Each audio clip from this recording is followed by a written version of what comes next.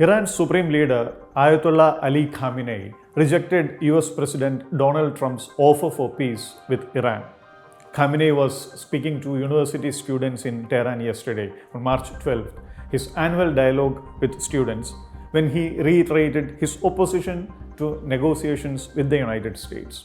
Khamenei argued that engaging with the Trump administration would not alleviate sanctions but intensify them, a stance he maintained despite acknowledging domestic liberal support for dialogue with the US. Interestingly, his comments coincided with a visit from UAE diplomat Anwar Gargash, who delivered a letter from President Donald Trump proposing fresh talks with Iran, likely about the country's nuclear program.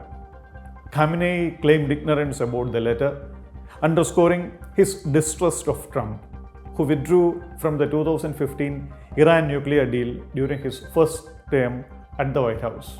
Khamenei's rejection of talks reflects decades of strained US-Iran relations worsened by Iran's nuclear advancements.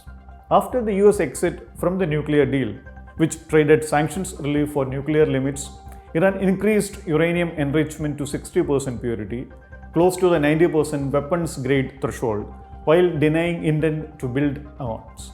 The International Atomic Energy Agency has reported a significant rise in Iran's enriched uranium stockpile, alarming the US and Israel. Khamenei dismissed Trump's reliability, citing the nuclear deal withdrawal, and boasted that the US could not stop Iran from developing a nuclear bomb if it chose to, though he insisted that Iran seeks no war. He also warned of a decisive response to any US or Israeli military action. However, Iran faces severe economic challenges from sanctions, compounded by mismanagement and regional instability. Khamenei admitted their impact, but attributed economic woes to broader issues. The Iranian rial's collapse, soaring inflation, and unemployment have strained Iran since the 1979 Islamic Revolution. Yet, Khamenei ruled out immediate talks. However, his silence on the 2020 US killing of Quds Force commander Qasem Soleimani, which has been a deal breaker in the past, hinted at a potential flexibility. Observers speculate this omission might signal openness to diplomacy under the right conditions. Regionally, Iran's influence has weakened with the fall of Syria's Bashar al-Assad and major setbacks for allies like Hamas and Hezbollah hit by Israeli strikes.